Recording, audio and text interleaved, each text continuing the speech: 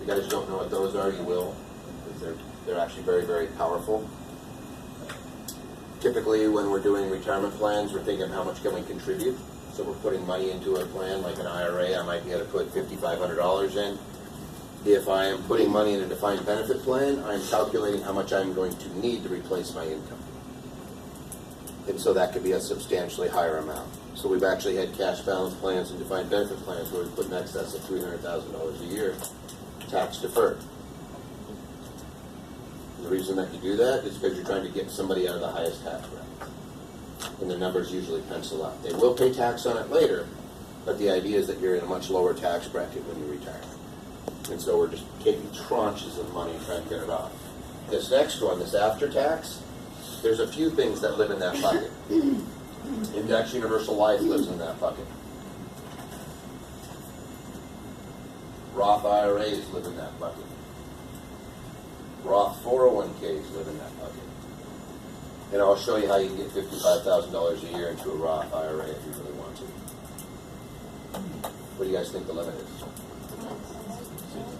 Amount of income. Guys, it's always the way. 6,500, depending on how old you are. 5,500. It's actually, I'll show you a way to get 55,000.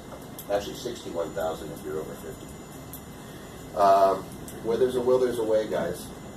There's some pretty cool rules out there, and the IRS tells us exactly how to do it. And that's one of the tax strategies. We'll show you how to do that. But if you put it in with the after tax, did I get a deduction today to put it in?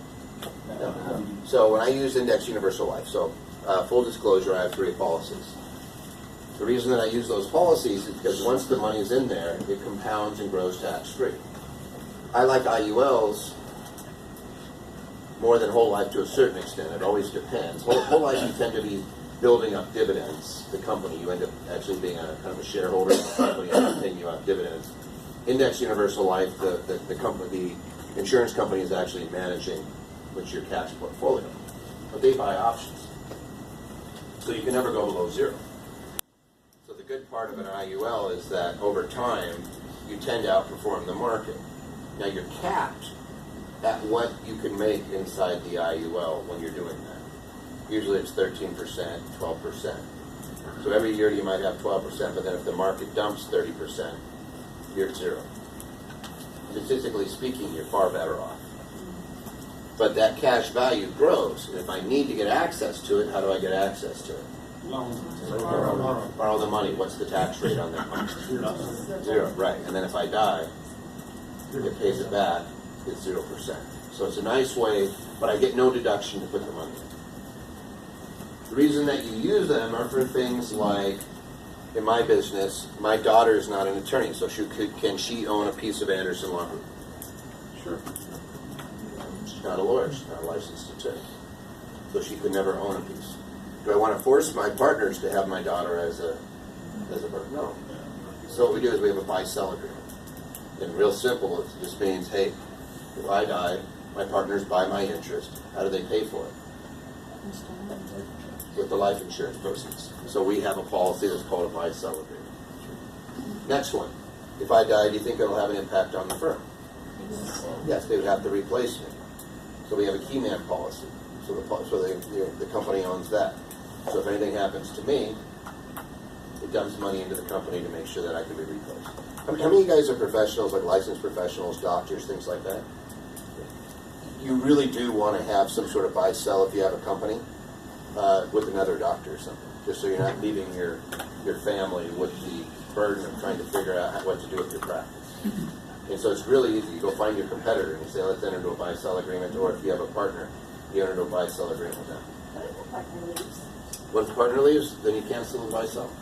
It's just an agreement. I mean, it's your policy. It's the company's policy. It's your policy on a buy-sell. You can also do what's called cross-purchase agreements, where you use one policy that everybody's paying into. But all of these things are just contracts. So if somebody leaves, you just modify the contract. And you roll a policy into another policy if you have to. So the key man is, you guys remember Walmart doing some funky stuff where they were just buying policies on everybody? You got to have an insurable interest and you got to let them know. Walmart used to buy. How many of you guys know that case? Nobody? Walmart was just buying insurance on all of its people. And then when they would die, they would get the death benefit. And one of the widows found out and got really mad and sued. Said, "Hey, you can't just buy insurance policies on people without letting them know. You didn't have an insurable interest. You didn't have a reason why you did it, other than you guys were trying to make some money." Bad Walmart. They lost. Yeah, bad Walmart. So key man policy is supposed to be somebody who's actually very important to the organization, and there's a cost to replace it. It shouldn't be a money-making endeavor. But anyway, all these policies have their place, and they fit in one of these buckets. You're not looking to get a tax deduction for it necessarily. Now, there is a way to do the IULs where you do get a tax deduction, but it requires the use of a charity. And then you're entering into what's called a split dollar arrangement with the charity, and you will pay tax eventually. It's just you can actually pay for the tax out of the policy, which of course is tax-free.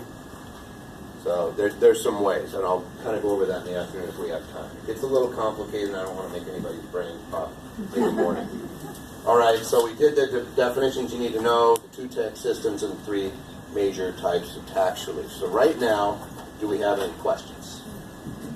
Any questions at this point? You guys are following along pretty good. Some of you guys go. Yes, ma'am. So I have a question about the long-term care. When do you recommend that somebody should start? Say somebody already has disability insurance and still needs long-term care at 650, or when? So when should you start thinking about it? The earlier the better, it's cheaper. Actually, who here does insurance?